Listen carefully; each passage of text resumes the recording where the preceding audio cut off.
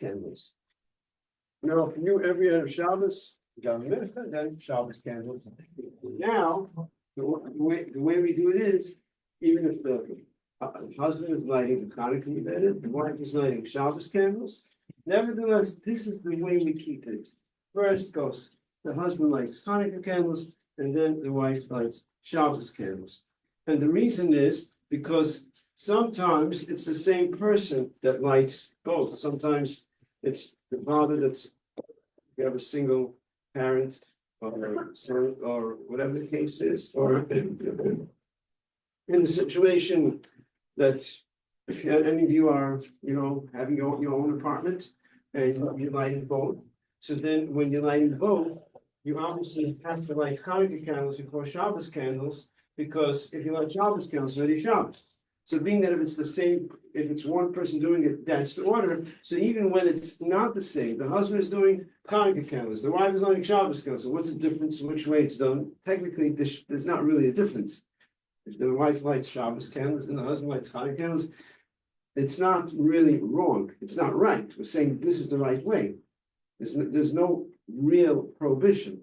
But nevertheless, this is how we keep the order. It's like this, it's less confusing. If it's the same person doing it, then you have to do it this way. You have to do Chanukah candles, then Shabbos candles. So that's why it's always done. The husband will light Chanukah candles, then goes Shabbos candles. Why is mincha first? I mean, for you, when you light Shabbos candles, you do mincha first, because once it's Shabbos, it's ready. It's Shabbos, you can't do mincha anymore. But for the men, why do they have to? I thought you could. What? You can Like B'diavad. Yeah, b'diavad. If you're in a bind, in a difficult situation, you could stipulate that you're not accepting Shabbos yet, and then you light Shabbos candles and daven afterwards. That's b'diavad. That's called a shafat, a difficult situation, not a regular situation. And then it buys you another 10 minutes. So why did the men have to daven mincha before Chanukah candles? Because that's how it was in the Beis Hamikdash. In the Beis Hamikdash, there was first the mincha, mincha. Davening mincha corresponds to the afternoon sacrifice that was brought in the Beis Hamikdash. In the Beis Hamikdash, there was two sacrifices: the morning sacrifice and the afternoon sacrifice. We daven Shacharis. The morning davening corresponds to the morning sacrifice.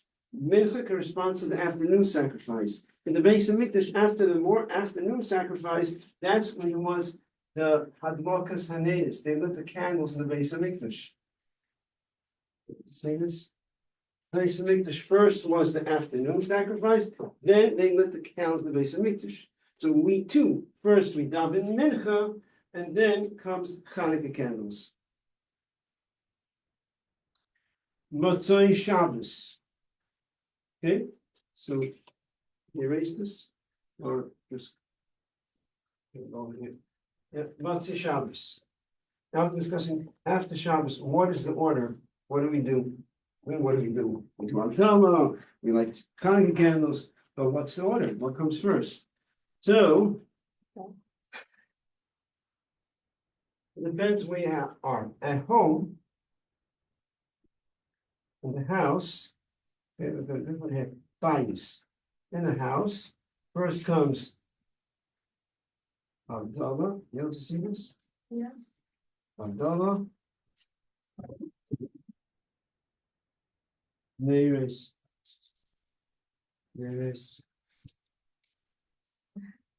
Chanukah. Then goes Ve'yitem Lecha. So at home, first goes Osdoba, then we light Chanukah, then we say Ve'yitem Lecha. I don't know if you usually say it. After Osdoba, we say Ve'yitem Lecha. Those who say it. So usually say it right after Osdoba. Ve'yitem Lecha. The blessings. Yeah. Usually it's done right after Osdoba. Here, we wait first Chanukah candles, and then Ve'yitem Lecha. Unless you're in shul, no? This is at home. Now in shul, it's like this. Now in the shul, it's like this. The shul, we do first there's Chanukah.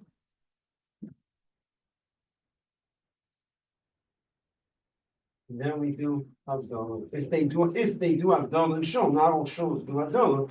Some shuls they have Havdalah there. If they do Havdalah, so Havdalah is afterwards. So in Shul you'll see them like Chanukah candles. You won't necessarily see them doing Havdalah because it depends if there's people there that need hair Havdalah. But Chanukah, if they do Havdalah, Chanukah candles comes first. That's a Shul. Now, why is it like this? Well, it's not clear why here it's like this, here it's like that. That's the custom. What I could explain to you is why is there a difference of opinion? In other words, the reason why, and here it's like this, here it's like that, because actually there are two opinions. One says like this, one says like that. And the minhag somehow evolved, which I'm not sure why, it's not even discussed in Shabbos. That's how the minhag evolved, that at home they do Havdalah first, that's the custom, and in the show, Chanukah candles is first. Now, there's two opinions. I'm going to explain a little bit. Why is there two opinions? You explain. You are interested in the reason why some say like that? Yeah. Yeah. Interested in that? Okay. There is a rule. Tadir the she'enet tadir claim. Something called tadir. Ever heard the word tadir? Aramaic word. Tadir means frequent. Frequent. Whatever's frequent usually takes precedence. So the classical example is that the men know a show, married men, they come to show, they put on talis and tefillin. You ever watch how they put on talis and tefillin? From up there, and watch what they put on first. Talis. Yeah, first the talis and the tefillin. Why? Because it sort of clicks better, right? It looks better, talis and tefillin. We're used to it, but there's a reason why you put on talis first. Because talis is covered, talis is frequent. You put talis more often, that's wrong. So it takes priority. So one opinion says, Havdalah candles come first, because it's covered. We do Havdalah more often than lighting Chanukah candles, right? The other opinion says no. Chanukah candles come first, because if you do Chanukah candles first, that means Havdalah will be last. And you want to prolong the Shabbos. It's sort of prolonging the Shabbos. Even though you say Baruch Hamazel first, but still, it's still, Shabbos is not over completely. And also, this opinion says, Chanukah candle has a priority because presuming mitzvah, you're publicizing the miracle, so there's something special about the mitzvah because of presuming mitzvah that we're publicizing the miracle. So therefore, it's special also in the sense that we should do it first. So you have two opinions, and there's no clear halacha paskin in Shabbos which way to do it. And that's how the minhag somehow evolved that in the house you do it like this, in the show like this. Easy way to remember how it's in the house in show is if you do it in English. House, H, Havdalah, H, house, Havdalah. So the house, Havdalah comes first. And then you know that in show it's the opposite. It counts complete. Okay. Yeah. Mostly Shabbos, say Maariv, or is it very Baruch Hamazel in that? You know, like women say Baruch Hamazel in her clothes. Yeah. If the men do that. No, so because the men have Ma'ariv, so the way you say it in the Ma'ariv. Okay. In the Ma'ariv is a section in the fourth Brach Altachinin, you insert Altachin and Ton. It's a section about separating Shabbos from weekend. That's why, Right. and Shabbos and men. Right, and the women, you know, Ma'ariv, so they say Baruch Hamazel and finish the prayer before they start doing anything. Shabbos is over. So candle lighting tonight's at 4:18, so we should light menorah at like 4:15, or it doesn't matter, can we do it like, Earlier, you say? but like then it won't be lit until past half an hour past the sun, the stars are out. Right, so, okay, so good point. When we light the menorah today, because we light it early, we have to make sure there's enough oil that it can burn, so it's half an hour after dark. So whenever you're lighting it, you have to make sure there's enough oil that it can burn until after dark. Now, you're asking if candle lighting is 4:18, I think that's your question. So we should light it 4:15, or maybe perhaps, maybe even 4 o'clock, maybe 3:45. Does that have to be specifically like, oh, only a few minutes before? Yeah. Or could we go over early? That's what you Yeah. that's what you asked? So the answer is yes, you could light it earlier, because you're anyways lighting it before the official time. The official time is after the sun sets, which we obviously can't do because it's earlier, right? So anyways, doing it earlier, because we have no choice, so you can already do it 4 o'clock too. As long as it's after about 3:40, 3:41. We discussed in another class about Plaga Mincha, right? That the earliest you can light, even when it's a difficult situation, is Plag HaMincha. Plag HaMincha. Plag HaMincha is an hour and a quarter before sunset, but it doesn't mean an hour, 60-minute hour. It's halachic hour. You look at the calendar, you'll see exactly when it's Plag HaMincha.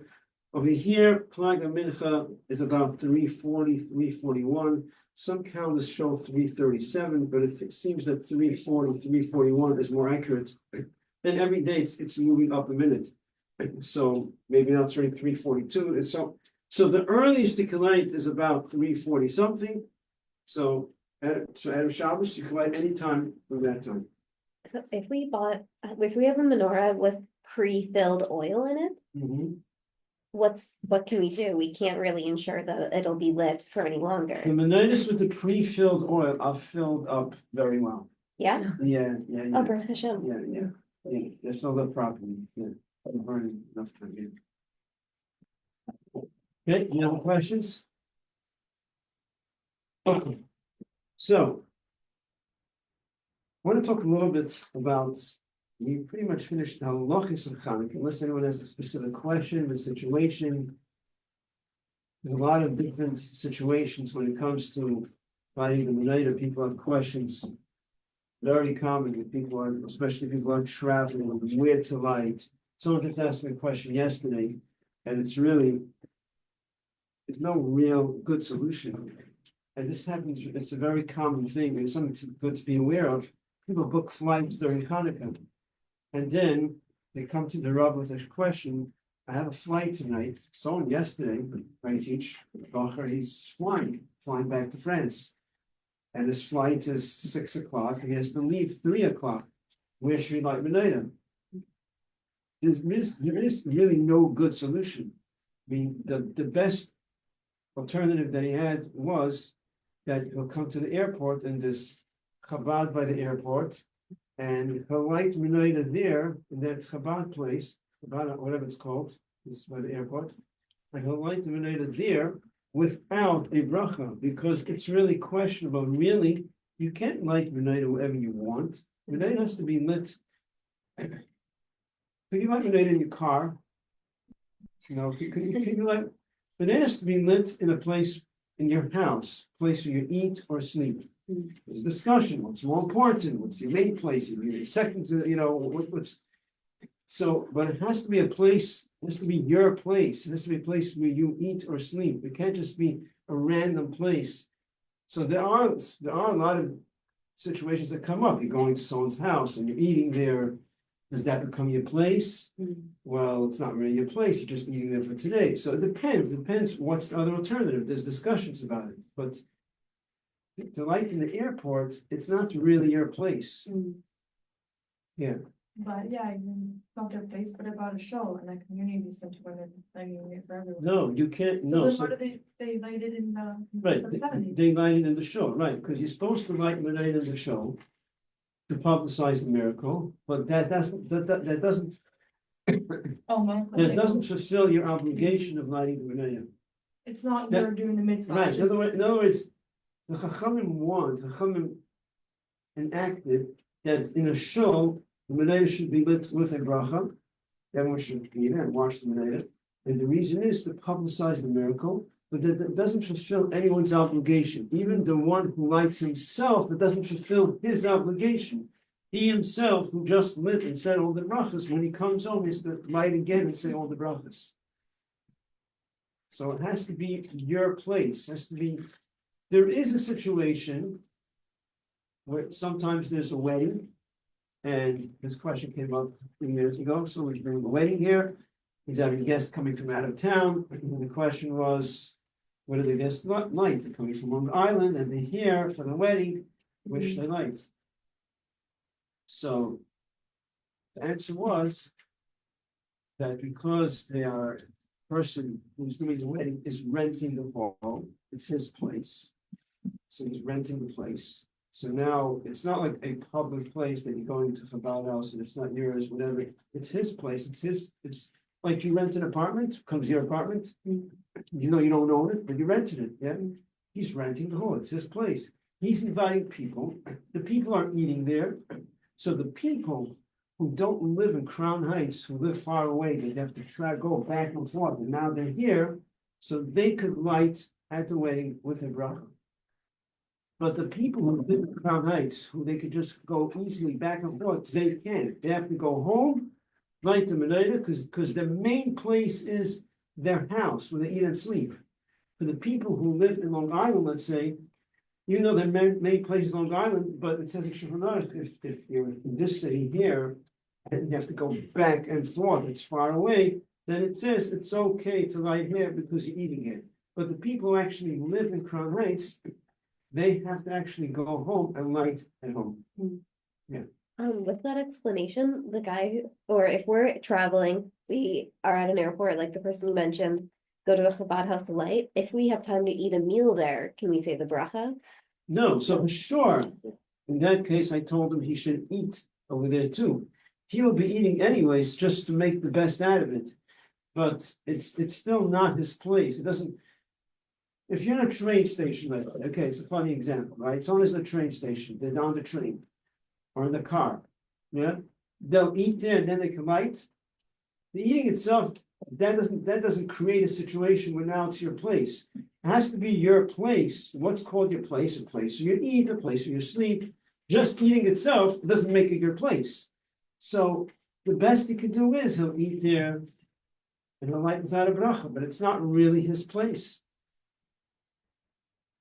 But there's nothing much. There are situations, if it's husband and wife, then they could be might see each other, even though the wife is not is somewhere else and the husband is there, they can be might see each other, or vice versa, husband, wife, husband. But otherwise, it doesn't work.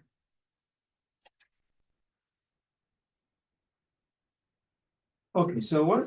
Let's want to discuss a little bit about, yeah. If you would not have time to light, you only came home at night, you can light your menorah You're talking about, all night before Alut Shachar. right, you're talking about in a regular case, a person comes Yes. home late and he didn't light the menorah. Till when could you light the menorah? So here's the thing. You're talking about a single person, family, what are we talking about? A single person. A single person. So to start with, it should be lit earlier the better. Start with. Now he's coming home late. If it's before midnight, he can light with the bracha. If it's after midnight, then he cannot light with the bracha unless he has more people with him. Okay. If he has more people with him. It says the person comes late, he should wake up people in the house to be that. Again, whatever's more practical. If he has friends over there, a few friends with him. So I had a shlicha yesterday Yeah. night. I came to Machon yesterday night. I did not have time. I was traveling in the airport. I'm staying in Machon for a week, which is my place now. and you're eating there too, I'm right? eating and sleeping there, right? And I had someone awake at 2 a.m. and I lit up with the bracha. Right. It says, I'm not sure if one person is enough. There's a few people, it could be, I have to look it up. There were two people. There were two people up, Yes. yeah. Was that enough? Yeah. It says a few people, so it should be pursuing this. Okay, is it, can I bother someone for a cup of hot water?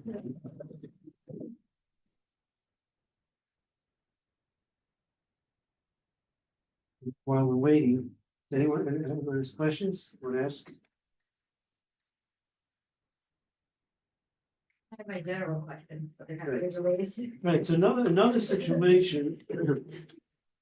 Saying to the most questions that people have when it comes to Chanukah, Chanukah is about where to light, traveling here and there. And for example, my daughter, she went to Virginia to do a camp over there. So she called me 2 days ago Nowhere to lay, so home, back and forth. She's sleeping in an apartment, and she's eating, sometimes she eats by the shluchim, but not every night. Basically, what I said was, when she eats by the shluchim, in their house, she could be yaitz over there. Really, the best place, even if someone is eating by someone else's house. Let's take a regular classical case. If you're eating, you have your own apartment, you're eating by someone else's house. The best place is to light in your own apartment. Because that's the apartment where you eat and sleep. Thank you very much. That's the place you eat and sleep. But in her situation, she's staying there for a few days. She's running a camp. It's not her place where she eats and sleeps. She sleeps in her apartment and she eats other places. So she doesn't have a set place where she's eating and sleeping. So that's why the place where she should light / listening, women don't usually light in this gates of the bracha, is wherever she's going to eat. So if she's eating by the shlochim, she'll be yaitzi there. What if she's eating in a restaurant somewhere? That becomes a little more of an issue. It's not your place. She's not really renting out the place. Then really she has to light in her apartment. Not just be by the Meneda, she has to be there. So I'm saying there's many, and even if you're being yaitza, let's say, another thing. So let's say you're going to the Meneda, you're eating by the shluchim, right? So you'll be yaitza over there with the shlich, because that's where you're eating, right? But even then, you have to give, it says the chatzil, you have to participate by giving a coin towards the expense of the oil to be part of it. Give something. So I told her, hey, give the shliach something. How much should I give?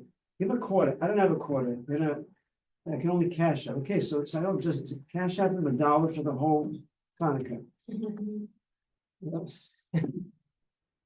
Yeah, that's it.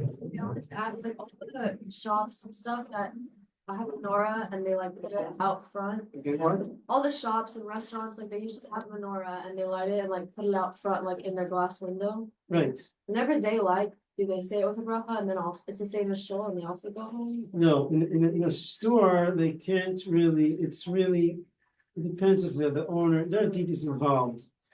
Depends if they're an owner, if they're just working there. It's not the ideal situation. They're really supposed to light at home. If the person is the owner of the store and he's eating there, so he could light with the bracha because that's his place. He owns it and he's eating there. It's better in the house, but Is it not it's just better. like, It's better than not lighting at all. is it so- not just to like publicize the miracle? Like, Oh, well, there are people who put. Talking about an electric lighter no, the ones where they light, like there's like real ones with candles. that they light with the storefronts. Yeah, or like Prime had one I saw, I passed it, like they light it. No. No. Most of the situations where you see a menorah lit by the front of the store, it's just to publicize the miracle. Yeah, but do they say it with like the brachas? They don't say it with the bracha. Okay. Saying, but there can be situations where people go on with saying, encouraging people to do the menorah, and the only way they can get them is to get a light in the store. If they're the owner and they're there during the day and they're eating there, then you could halachically get away by them lighting there with a bracha because that's their place. If they own the place, it's their place. And they every day usually eat there. So it's like a house in a sense. What is a house in a store? Because it's called house, called store, it's your place. It's not a place where they sleep. Doesn't matter. Anyways, the place we eat it takes priority. It's like, in other words, within your house. Let's say you're lighting in your house. So where do you light in your house? Place you eat. That takes priority. So it's their house. They own the place. They eat there every day. So if they're the owner, they can light over there with a bracha. Is it better to light at home? Sure, it's better. If you could get them to light at home and have the whole family with them, publicize them, yes, but halachically, they could get away by lighting in the store if they own it. And they're also eating there. Okay. So I want to discuss a little bit about the miracle of Chanukah. I'm not going into all the details of the miracle of Chanukah.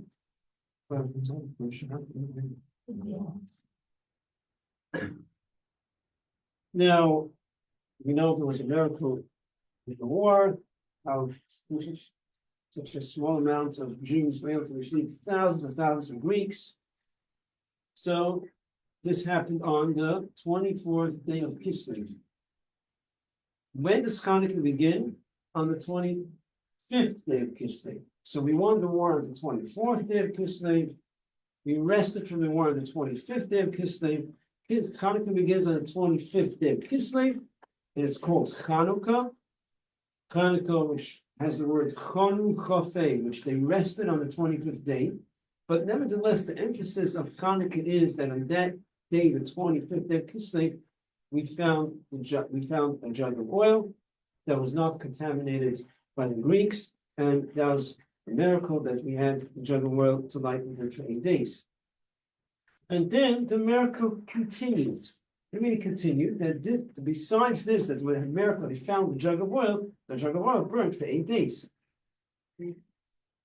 So the question over here is, Rabbi asks the Maimon, why is it that we emphasize the 25th day of Kislev? We seem to emphasize that Chanukah begins on the 25th day of Kislev, and that's how the Gemara expresses itself. 25th day of Kislev. After we won the war, we came to the base of Mikdash, and a miracle happened, and we found the jug of oil. And that seems to be the emphasis, that we found the jug of oil on the 25th day of Kislev. There's no emphasis on the war that we won on the 24th day of Kislev. There's no emphasis on that. And there's no emphasis on the fact that the miracle increased. It seems to be the punchline is 25th day of Kislev, we found the jug of oil, and that's what's emphasized, Kofei Chanukah, the 25th day of Kislev. So before we go on, first of all, we're not saying that we're obviously praising Hashem. With this that we're lighting the Chanukah menorah, we're also praising Hashem for the miracle of the war too. Because when we say Haneda Salolu, we're also talking about the miracle of the war. Al Nisim, Al Lachuis, we're mentioning the war too. But nevertheless, the emphasis is the miracle of the oil, and it's brought down. Now, what's the connection of this? How is this that by lighting the menorah, we're also emphasizing to thank Hashem for the war of the miracle, if it's by lighting candles, lighting by lights? Because in general, we praise Hashem by lighting candles. We find when we come to Simchas, we light candles. That's a way of praising Hashem. So in the lighting of the candles, lighting of the lights, we are also praising Hashem not only for the miracle of the oil, but also for the war. But nevertheless, the emphasis is on the miracle that we found the jug of oil. So let's understand a little bit. When we talk about the miracle of the war, even though it was a miracle, but it was melubash b'teva, it was enclosed in nature. It was not like Kriyas Yamsuf, the splitting of the Red Sea. It was like, wow, like, unbelievable. It was amazing, but it could be rationalized. It was a miracle. It came from Hashem. Tremendous miracle. But in our minds, we could sometimes rationalize and say, okay, the Jews are very smart, and they did surprise attacks, and it was, so it's a miracle, but it's melubash, it's enclosed in nature. That was on the 24th day of Kislev. The 25th day of Kislev, that's when we found the jug. This is considered a higher level.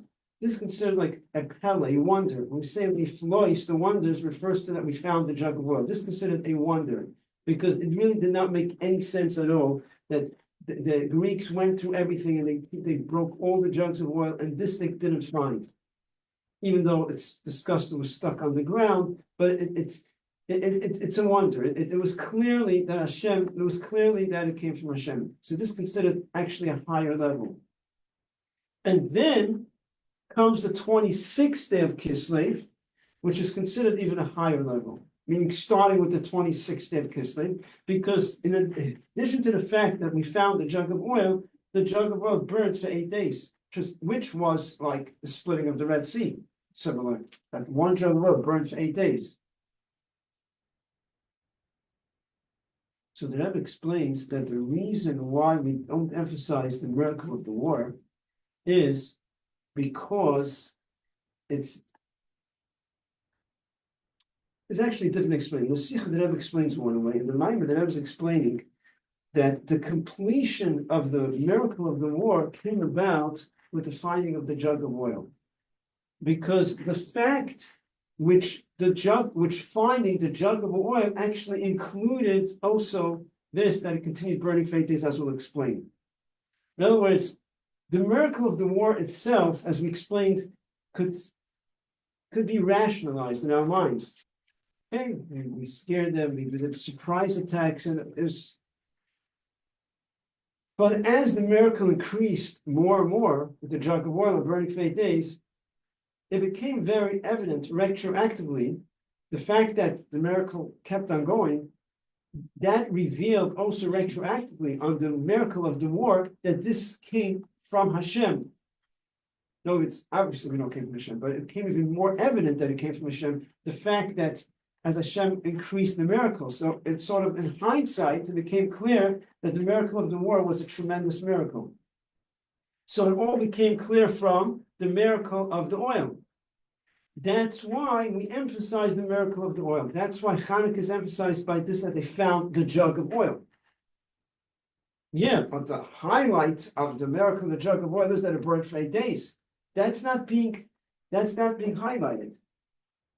The Rebbe explains because in this that they found the jug of oil was already included the miracle that it burned for 8 days. Because the fact that when they found the jug of oil, it was evident why Hashem made the miracle. They found the jug of oil. At that time, they already knew that they're not going to have pure oil for another 8 days. So it's already evident at that time when they found the jug of oil that the jug of oil is meant to burn for 8 days. And this, the Rebbe explains a very interesting point over here. The Rebbe explains one of the explanations why we celebrate 8 days and not 7 days is another question over here. How come? We'll go to something else for a moment and come back to this. There's a question: why do we have 8 days of Chanukah and not 7 days of Chanukah? The miracle was that it burned for 8 days. But there was one jug of oil. The jug of oil could burn for 1 day, it burned for 8 days. So the miracle was really for 7 days. There's many answers. One of the answers that the B'siyasa gives is that they took the jug of oil, divided it into 8 parts. So every day was a miracle. That's one of the answers. On this answer, there's a huge question. How could you rely on a miracle? I didn't know a miracle was going to happen, and no one has an answer for this. B'siyasa was a great person. He says they divided into 8 parts. Everyone knows you can never rely on a miracle. At least I can do the mitzvah one complete day. How can they divide it into 8 parts? That explains because the fact that they found the jug of oil, it was very clear why Hashem made this miracle. That they should be able to do the mitzvah of lighting the menorah. They knew it's going to take 8 days till they get fresh oil. Now, if Hashem made this miracle, it was for purpose. So it was clear that it's going to be a miracle for 8 days. That's why they divided into 8 parts, according to one answer. That means in this miracle, on the 25th day of Chanukah, that they found the jug of oil is already inclusive of the full miracle that it burned for 8 days. That's why there's no emphasis on there's no special emphasis on the 26th day of Chanukah, that the miracle started to increase, because it was already included in when they found the jug of oil. And as we said, the emphasis is on the 25th day of Chanukah, the jug of oil, not on the war, because it was from this that they found the jug of oil, which was inclusive of the miracle afterwards. That's going to increase, it's going to burn for 8 days. It was a tremendous miracle. It became clear, it revealed that the miracle of the war also came from Hashem. And the Maimon uses different terms, how it explains it, but in simple words, this is how the Rebbe explains why the emphasis is on the 25th day of Chanukah, not on the war. In another sikha, the Rebbe explains another point over here, that the reason why Hashem made this miracle with the oil, really, no, there's a few, that's something else. The Rebbe explains that the reason why we emphasize the miracle of the oil, not the miracle of the war, is because being that the main miracle was a spiritual victory, not a physical victory. So how do we express that point on Chanukah? So we connect it to the spirit, to the oil, to the miracle that happened with something spiritual, the mitzvah. So it's a different perspective now. There's a miracle of the war, there's a miracle with the jug of oil. Why do we emphasize the miracle of the oil? Because being that the miracle of Chanukah was essentially a spiritual victory, because that was, the purpose was not to have a physical victory, it was to be able to keep Torah mitzvahs. That's what it was all about. So therefore, which miracle do we highlight? We highlight a miracle that was associated with the mitzvah. The jug of oil was a miracle that was associated with the mitzvah of lighting the minyan in the Beis Hamikdash. That's why we emphasize the miracle of the jug of oil, not the miracle of the war. So it's from a different angle. We have from two different angles how we explain why the emphasis is the miracle of the jug of oil and not the miracle of the war. Okay, we'll stop here. Chanukah, Shabbos. Yeah.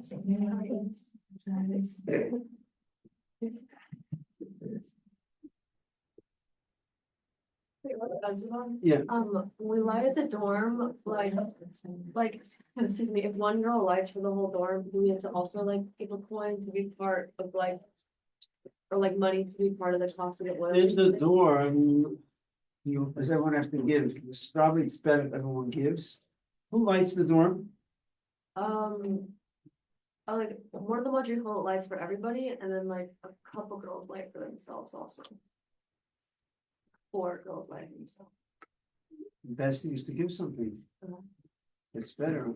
Theoretically, could say that it belongs to everyone. I mean, where's it coming from? The Menorah and the oil, who's sponsoring the school? I'm not sure actually. Probably. Then it's coming from the school, so it's still better. It's better if everyone gives something to the school, something. That's the best way to do it. Yes. Yeah. Thank you.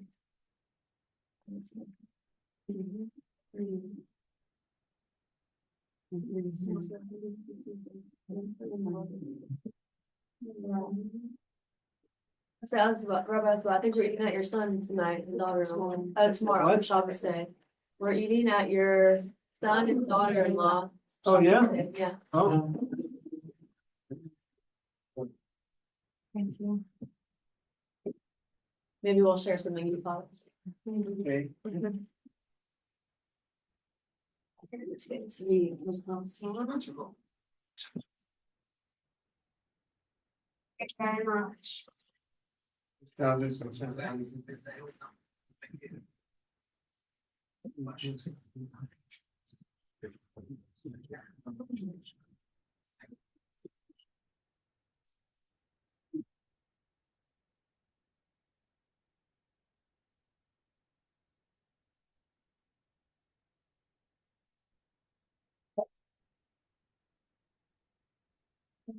This paper, any chance? That a paper? No chance. You don't think so, right? Sure. Can Rabbi ask if I have a piece of your paper? I don't know, that's not a notebook, that's shape finish? Yes. Paper? This piece of paper? If not, we might have. Big paper. I think have a small piece.